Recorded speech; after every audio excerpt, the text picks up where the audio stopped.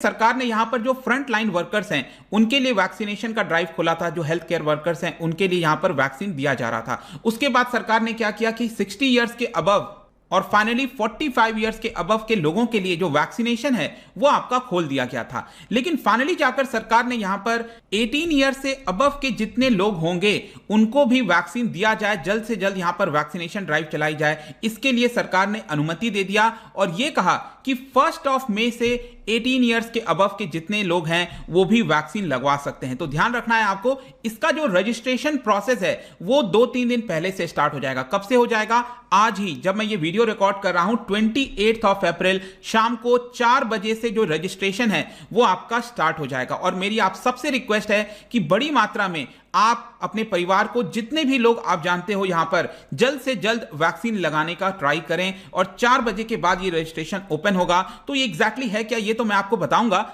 लेकिन यहां पर आप रजिस्ट्रेशन किस माध्यम से कर सकते हो ध्यान रखना है आपको। कोविन प्लेटफॉर्म मतलब कि जो वेबसाइट है कोविन का, वहां पर जाना है, जो मैं आपको आगे बताऊंगा। इसके अलावा आप आरोग्य सेतु ऐप के माध्यम से भी कर सकते हैं। तो ये 2 माध्यम है, आपको ध्यान रखना है यहां पर, कोविन प्लेटफॉर्म और आरोग्य सेतु। और जो इसका प्रोसेस है और जो डॉक्यूमेंटेशन है वो सेम रहेगा जैसे कि बाकी लोगों के लिए था। 45 इयर्स के अबव के जितने लोगों के लिए प्रोसेस था सेम उसी प्रकार से होने वाला है। तो यहां पर अब कैसे होगा, सिंपली आपको जाना है कोविन का जो प्लेटफॉर्म है, ध्यान रखिएगा कोविन ऐप के माध्यम से नहीं होगा, ये कोविन ऐप के माध्यम से नहीं होगा। आपको वेबसाइट विजिट करना है cowin.gov.in। और जब आप इसके पेज पर जाओगे तो आप देख सकते हो कि ये फ्रंट पेज आपको खुला हुआ देखने को मिलेगा। इस फ्रंट पेज के ऊपर आप देख सकते हो यहां पर रजिस्टर साइन इन योरसेल्फ लिखा हुआ है, इसके ऊपर आपको जाना है। उसके बाद आपका एक और नया पेज खुल जाएगा। इस पेज के अंदर आप देख सकते हो आपसे पूछा जा रहा है कि एंटर मोबाइल नंबर। तो सिंपली यहां पर आपको मोबाइल नंबर एंटर करना है और गेट ओटीपी पर क्लिक करना है। गेट ओटीपी पर आप जब करोगे तो यहां पर आपको 1 टाइम पासवर्ड आएगा, उसको फिल करना है। और उसको फिल करने के बाद आपसे कुछ डिटेल्स मांगे जाएंगे, जैसे आपका नाम, एज, जेंडर, कहां पर आप रहते हैं, हर एक डिटेल जो है वो आपसे यहां पर लिया जाएगा। फिर नेक्स्ट स्टेप में आपसे आइडेंटिटी प्रूफ मांगा जाएगा, मतलब कि जो भी आपका आईडी प्रूफ है, आधार कार्ड, ड्राइविंग लाइसेंस, पासपोर्ट, मतलब आप कोई भी अगर आपके पास आईडी है गवर्नमेंट से रिलेटेड आप उसका इस्तेमाल कर सकते हैं, आपको वो अपलोड करना होगा। नेक्स्ट स्टेप में देखिए क्या होता है कि यहां पर जब आप ये सारे अपने डॉक्यूमेंट्स अपलोड कर देंगे, अपना घर का एड्रेस और जो पिन कोड है वो डाल देंगे, उसके बाद आपको हॉस्पिटल जो है वो शो होने लगेगा। मतलब जहां पर भी आपने पिन डाला है अपना, दिल्ली में अगर आप रह रहे हो 1100061100, जो भी आप जिस भी एरिया में रह रहे हैं, तो आप पिन डालोगे तो उस पिन के अकॉर्डिंगली आपके आसपास में जो भी हॉस्पिटल के माध्यम से जो वैक्सीन लगवाई जा रही है वो उसकी लिस्ट आपके सामने खुल जाएगी। इसके अलावा आपको यह भी पता होना चाहिए कि इसके अंदर गवर्नमेंट हॉस्पिटल्स तो होंगे ही, लेकिन जो प्राइवेट हॉस्पिटल्स हैं उसकी भी लिस्ट आ जाएगी। मतलब कि अगर आप प्राइवेट हॉस्पिटल से लगवाना चाहते हो वैक्सीन को, आप प्राइवेट हॉस्पिटल पर क्लिक कर सकते हैं। गवर्नमेंट से लगवाना चाहते हैं तो गवर्नमेंट हॉस्पिटल पर भी क्लिक कर सकते हैं। लेकिन यहां पर कुछ इंपॉर्टेंट चीजें हैं जो आपको ध्यान रखनी है, यह मैं आपको बताना चाहता था। सबसे पहला चीज, 45 इयर्स के ऊपर के लोगों का आपने देखा होगा कि सरकार ने वॉक इन रजिस्ट्रेशन रखा था, स्पेशली 60 इयर्स के अबव के लोग जो कि मोबाइल वगैरह शायद इस्तेमाल नहीं कर पाते होंगे, ऐप के थ्रू माध्यम से नहीं जा पाते होंगे।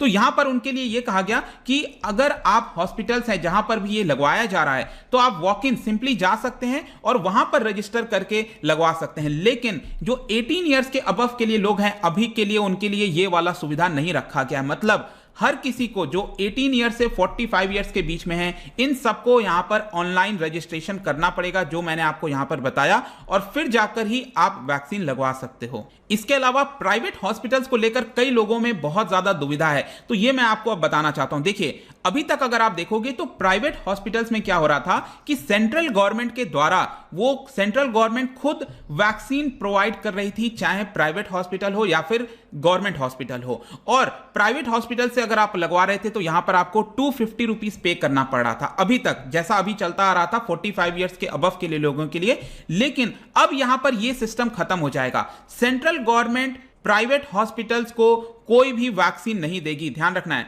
सेंट्रल गवर्नमेंट वैक्सीन नहीं देगी। इसका मतलब क्या हुआ कि जो प्राइवेट हॉस्पिटल्स हैं उनको डायरेक्टली मैन्युफैक्चरर से वैक्सीन लेना होगा। जैसे मैन्युफैक्चरर कौन है, आपके सीरम इंस्टीट्यूट हो गया, भारत बायोटेक हो गया कोवैक्सीन वाला, तो उनसे यहां पर डायरेक्टली बातचीत करके प्राइवेट हॉस्पिटल्स को यहां पर वैक्सीन लेना है और उस वैक्सीन को लगाया जाएगा। अब इसका प्राइस कितना होगा, क्या नहीं होगा, ये तो अब प्राइवेट हॉस्पिटल्स बताएंगे, या फिर जब अब ये प्रोसेस स्टार्ट होगा 4 बजे के बाद से। आई एम श्योर कि जब आप ये वीडियो देख रहे होगे तो ये प्रोसेस स्टार्ट हो ही गया होगा शायद। तो आपको जस्ट क्लिक करना है और जाकर देखना है कि एग्जैक्टली क्या प्राइसेस वगैरह बताए जा रहे हैं प्राइवेट हॉस्पिटल के लिए, लेकिन ये प्राइवेट हॉस्पिटल डिसाइड करेंगे इसको लेकर। अब देखिए, जो वैक्सीनेशन बन रहा है, जो वैक्सीन हमारे देश के अंदर बन रहा है, ये आपको समझना है। जो 50% हिस्सा है वैक्सीन का, मतलब भारत बायोटेक, सीरम इंस्टीट्यूट जो भी वैक्सीन बनाएगी, उसका 50% हिस्सा डायरेक्टली सेंट्रल गवर्नमेंट लेगी, यूनियन गवर्नमेंट लेगी। यूनियन गवर्नमेंट क्यों ले रही है? क्योंकि अभी भी जो 45 ईयर्स के ऊपर के लोग हैं उनका वैक्सीनेशन पूरा करना है, सेकेंड डोज लगवाना है, तो वो सारी चीजें सेंट्रल गवर्नमेंट अपने आप से हैंडल करेगी 50% वैक्सीन को लेकर, और अलग अलग राज्यों को भी बांटेगी उनके हिसाब से। मतलब कि महाराष्ट्र में ज्यादा केसेस है तो उसके हिसाब से ज्यादा पॉपुलेशन के हिसाब से दिया जाएगा, और बाकी का जो 50% है, ये 50% में जो स्टेट गवर्नमेंट है वो इसी में से खरीदेगी, जो प्राइवेट हॉस्पिटल्स हैं वो भी इस बाकी के 50% में से खरीदेंगे। तो आई होप कि ये आपको डिफरेंस अब पता चल गया होगा। अब यहां पर क्या है कि जो 18 वर्ष से 45 वर्ष के बीच में जो लोग हैं जितने भी, उनका वैक्सीन अगर सपोज आप गवर्नमेंट हॉस्पिटल में जाते हो तो डिपेंड करता है कि आप कौन से राज्य में हैं। वैसे तो अगर आप देखोगे तो लगभग सभी राज्य ने यहां पर वैक्सीन को फ्री कर दिया है, तो अगर ज्यादातर चांस है कि आप गवर्नमेंट हॉस्पिटल में लगवाने जा रहे हो तो यहां पर आपका वैक्सीन फ्री होगा, लेकिन प्राइवेट में अगर आप लगवाओगे तो डेफिनेटली आपको यहां पर पेमेंट करनी पड़ेगी। इनफैक्ट यहां पर मैं आपको लिस्ट भी दिखा देता हूं।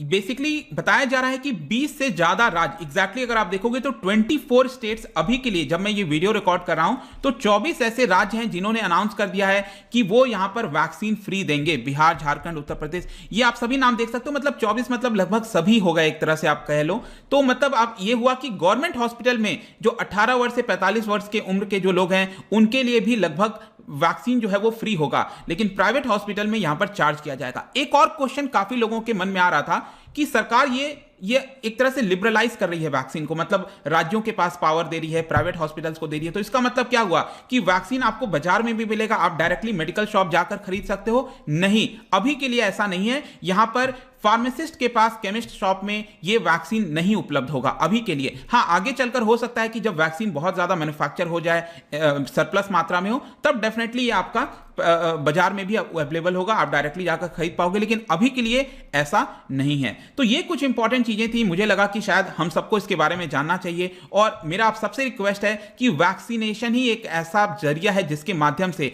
हम कोरोना को रोक सकते हैं। अदरवाइज इसके अलावा इस समय कोई तरीका नहीं है। और किसी के भी मन में अगर डाउट है कि वैक्सीन लेना चाहिए नहीं लेना चाहिए, प्लीज मेरा आपसे रिक्वेस्ट है कि ये सारे डाउट्स हटा दीजिए। हमने स्टडी आई के ऊपर बहुत सारे वीडियोस बनाए हैं इससे रिलेटेड, और आपको बताया भी है कि बहुत बहुत कम चांस है, जैसे कि यहां पर 0.04% ही चांस है कि दोबारा आपको कोरोना होगा। मतलब वैक्सीन लगवाने के बाद कितने लोगों को कोरोना होगा, इसके बहुत ही कम चांसेस हैं। आप लगभग कह लो कि 10 लाख लोग